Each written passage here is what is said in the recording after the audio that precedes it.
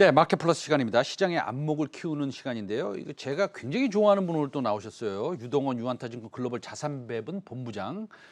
바쁘신데도 불구하고 이렇게 스튜디오에 나와주셔서 대단히 감사드립니다. 안녕하십니까? 예. 안녕하십니까? 자, 저희 저번에 나오셔서 네. 삼성전자, SK 하이닉스 네. 주가가 너무 싸다. 그러니까 밸류에이션 측면에서 너무 싸다라고 말씀하셨어요. 네. 주가가 이제 꿈쩍을 안 했습니다. 네. 우리 유동원 본부장께서 말씀하시면 주가 꿈쩍 안 하니까 말씀하지 마세요 앞으로. 네. 이거 아직도 싸다라는 관점 유지하고 계신 거죠? 네. 자, 반도체 업종은 뭐 더할 나위 없이 좋은 호황입니다. 그래서 우리는 이제 글로벌 자산 배분을 하다 보니까 글로벌적인 차원에서 투자의 얘기를 많이 하고 있잖아요. 그래서 그 반도체라고 하면은 당연히 이 메모리 쪽도 있지만 비메모리, 뭐 팹리스, 파운드리, 뭐 장비 등등이 다 있습니다. 그래서 지금 우리가 투자를 할 때 있어서 이 미국의 반도체 ETF를 통해서 전체적인 투자를 하고 있고, 근데 이제 안타까운 것은 미국의 ETF는 삼성전자와 SK하이닉스가 포함이 되어 있지 않아요. 한국 기업들이 포함이 되어 있지 않다 보니까 결국은 이제 따로 삼성전자와 SK하이닉스를 사야지만 전체 어떤 포트폴리오가 구성이 됩니다. 네, 메모리만 놓고 보면은 전체 18%밖에 되지 않아요. 그래서 지금 현재 시점에서는 저희가 판단할 때는 지금 현재 시점에서 한국보다 전 세계적으로 들여다보셔야 된다는 얘기를 해드리겠고요. 어쨌든 다행스러운 것은 지금 전 세계적으로 IT나 테크 쪽의 이 자금 흐름 자체가 상당히 괜찮아 보입니다. 지금 테크 인플로 차트를 한번 보시면은 올해 3월 달에 고점을 찍고 나서 큰 폭의 하락을 했다가 지금 다시 바닥을 찍고 마이너스였다가 최근에 플러스 전환하고 있는 모습 보여주고 있습니다. 또 기억하시겠지만 올해 뭐 한 2, 3월 달만 되다 하더라도 이 가치주냐 성장주냐였던 논란이 굉장히 많았었지 않습니까? 근데 지금 또다시 다시 가치주보다는 성장주의 퍼포먼스가 상당히 좋게 나타나고 있습니다. 가치와 성장의 어떤 비율을 지금 한번 보시면은 일시적으로 2021년에 살짝 올라갔다가 지금 다시 내려와서 그 전 저점 수준 근처까지 좀 내려와 있는 상황이고요. 이런 추세가 계속 일어나고 있다라는 것은 우리가 계속 말씀드렸지만 이 4차 산업혁명, IT 업종, 특히 반도체 이런 쪽은 지금 현재 계속적으로 호황이다라고 말씀을 드리겠습니다. 그래서 우리가 계속해서 속스라든지 반도체 투자 비중을 전체 포트에 한 30% 들고 가고 있는데 지금 속스 한번 보실까요, 차트? 예, 역대 최고치 경신하고 있습니다. 그래서 삼성전자와 SK하이닉스의 차트하고는 정말 정반대이죠. 제가 네. 원고에 없는 어려운 질문 네. 준비해놨습니다, 마음속으로. 네, 말씀하십시오. 네. 반도체 네. 썩스 올라가는 거 봤어요. 네. 삼성전자, 하이닉스 전혀 올라가지 않습니다. 네. 근데 반도체는 소위 시클리클로 이제 봐야 되는 거 아닙니까? 어떻게 생각하세요? 그러니까 반도체는 원래 시클클이죠. 그렇죠. 원래 시클리클이죠. 근데 이제는 수요가 굉장히 많이 성장하는 시클클이죠. 그렇기 때문에 이 단계가 계속 올라가고 있다. 그러니까 스텝 바이 스텝으로 계단식으로 올라가고 있다라고 생각하시는 게 맞을 것 같고요.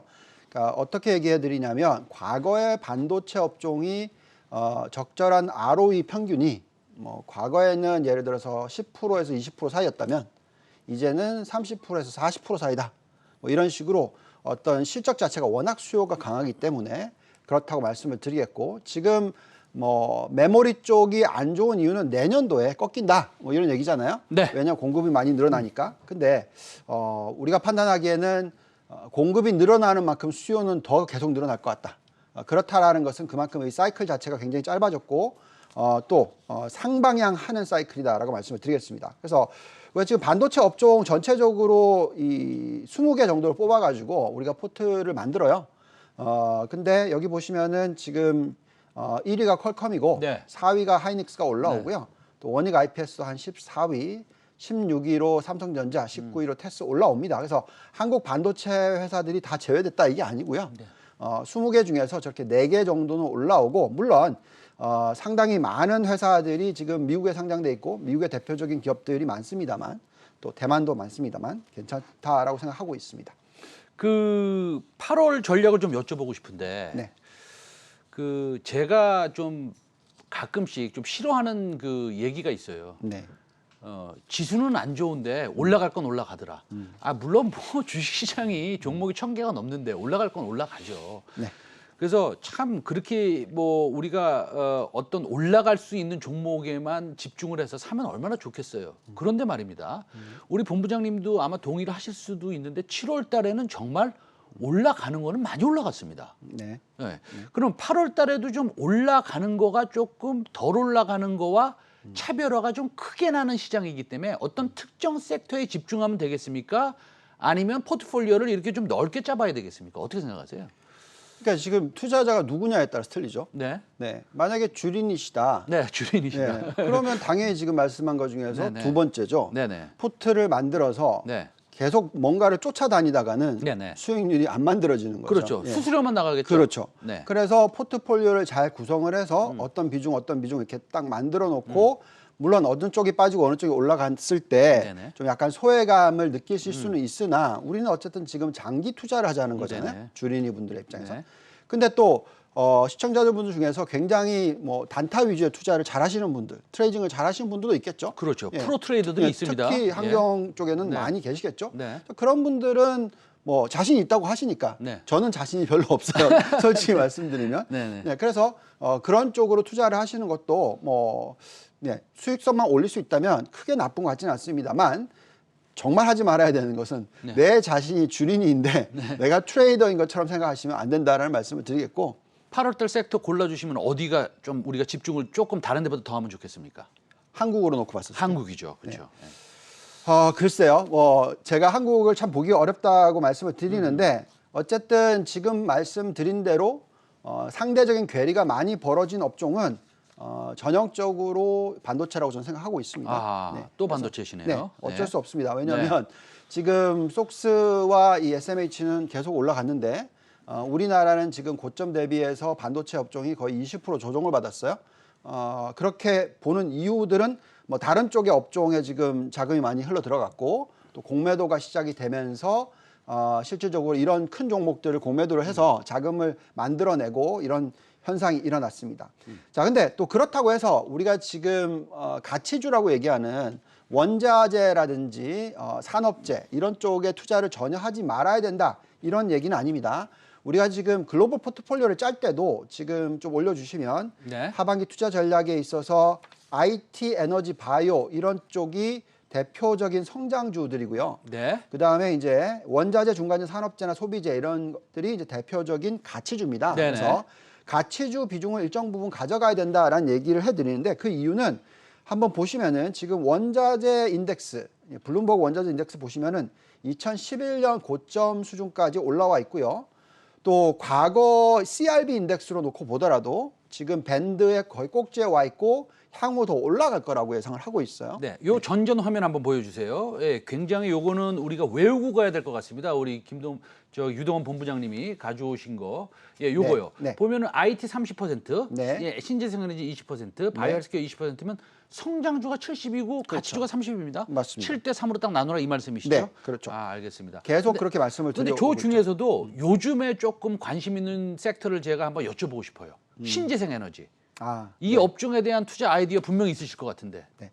어떠십니까? 자, 신재생 에너지에 있어서는 결국은 이제 미국과 중국 네. 지금 계속 어떻게 다툼을 하고 있죠.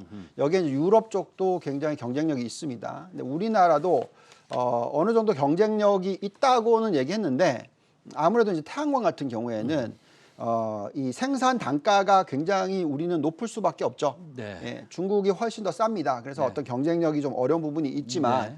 그래도 나중에 이제 끝으로 가서 이 모듈 생산을 하는 경우에는 우리나라 회사도 글로벌 경쟁력이 있다라는 얘기를 듣고 있죠. 특히 화나그룹 같은 경우에는 뭐 일본이나 호주나 미국 쪽에서도 시장 점유율이 굉장히 높다라고 얘기 나오고 있습니다.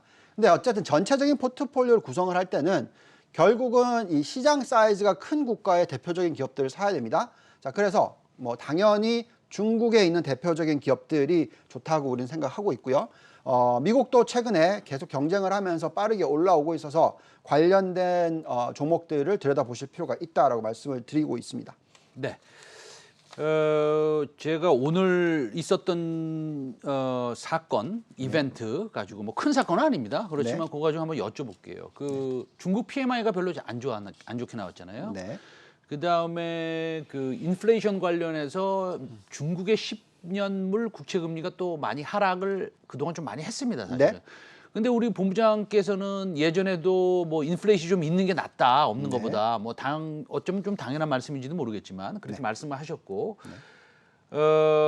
지금은 인플레이션 우려보다 경기 회복 우려가 또 있는 것 같아요. 이거 뭐 하루는 뭐 경기 회복, 그 다음 날은 인플레이션. 이거 어떻게 대응해야 됩니까? 저는 이 경기 둔화 우려보다는 인플레이션 우려를 더 하셔야 된다고 계속 얘기를 해드리고 있고요. 네. 그만큼 지금 유동성이 많이 풀려 있다라고 생각하셔야 됩니다. 또한 재정을 정말 많이 풀어놨다라고 말씀을 드립니다. 자, 이 정도의 유동성과 이 정도의 재정을 풀어놨는데 디플레이션으로 간다. 이건 뭔가 진짜 엄청난 문제가 있는 겁니다. 그러면 주식 투자를 아예 하지 마셔야죠.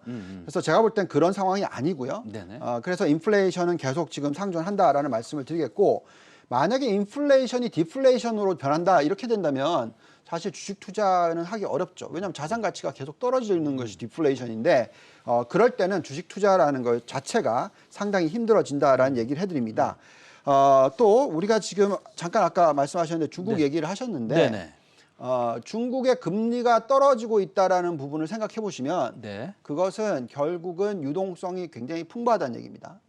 그래서 지금 중국발 위기를 생각하기보다는 오히려 중국발 거품을 생각하셔야 됩니다. 아하. 지금 현재 시점에서는 중국을 보고 있을 때 중국이 대기업들을 규제를 하고 있다. 네. 자, 그래서 이거는 굉장히 시장에 안 좋은 영향이다라고는 얘기하겠지만 네.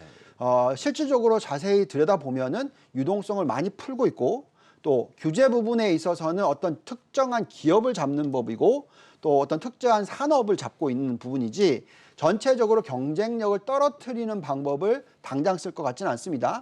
그리고 또 미국이 공격을 하더라도 중국을 공격하더라도 오히려 미국 대비해서 중국의 금리가 많이 떨어져서 지금 보시면 미국 금리는 1.2%, 1.3%잖아요. 네. 예. 중국은 2%대 후반이란 말이죠. 네, 그렇습니다. 이게 2% 밑으로 떨어져야죠. 그래야지 어느 정도 나중에 어떤 중국의 길들이기를 할 수 있는 것이지 지금은 월등하게 중국의 금리가 더 높은 상황에서는 이게 자금이 쉽게 중국에서 빠져나가지가 않습니다. 그래서 제가 볼 때는 중국발 오히려 거품이 먼저다. 중국발 위기가 먼저가 아니라라고 생각하고 있기 때문에 지금 너무 또 이 중국발 위기 때문에 시장을 비관적으로 보실 필요는 없다라고 생각하고 있습니다. 중국발 위기 때문에 시장을 비관적으로 볼 필요가 없다라고 말씀하셨어요. 그러면 마지막 질문 드리겠습니다. 네. 그러면 이제 아무래도 이제 우리 시청자 여러분들은 글로벌 포트폴리오를 가지고 계신 분도 계시겠지만 또 한국에 집중하시는 분들이 더 많으실 거 아니에요. 네. 지금 8월, 뭐 9월까지 한번 여쭤보겠습니다. 지금 살 때입니까, 팔 때입니까? 한국 살 시장. 때라고, 네. 예, 살 때라고 계속 말씀하신 거 알아요. 네. 제가 한번 더 여쭤보는 겁니다. 네. 예. 자, 이게 제가 처음에도 계속 말씀을 드리지만 한국 시장을 가장 오래 봤지만 네. 가장 보기 어려운 시장이다라고 네네. 매번 말씀을 드립니다. 실질적인 펀디멘탈과 다르게 움직일 때도 많고요. 수급이 굉장히 큰 영향을 미치기도 하고요. 또 여러 변수들, 특히 뭐 중국이든 미국이든 이런 부분들이 영향을 미칩니다.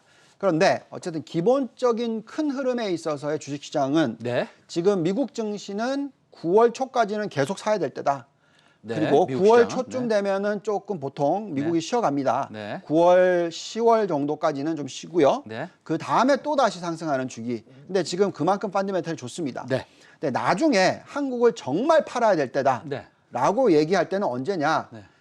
달러가 정말 초강세로 가는 시기. 즉 미국이 금리를 빠르게 올리기 시작하고 나서 많이 올렸을 때 네네네. 그때부터는 달러가 초강세로 가고 그렇게 되면은 한국의 주식 투자는 상당히 어려워집니다. 그래서 근데 지금 현재 시점에서는 그렇게 보여지지 않고 단기적인 어떤 왔다 갔다 하는 자금이 시장의 흐름의 변동성을 일으키고 있다라고 생각이 듭니다. 알겠습니다. 오늘 제가 어려운 질문을 좀 많이 드렸죠. 예. 근데 뭐 역시 그 우리 유동원 본부장 굉장히 내공이 강합니다. 예. 지금까지 유동원 유한타증거 글로벌 자산배분 본부장이었습니다. 오늘 말씀 너무 잘 들었습니다. 감사합니다. 네. 감사합니다. 네.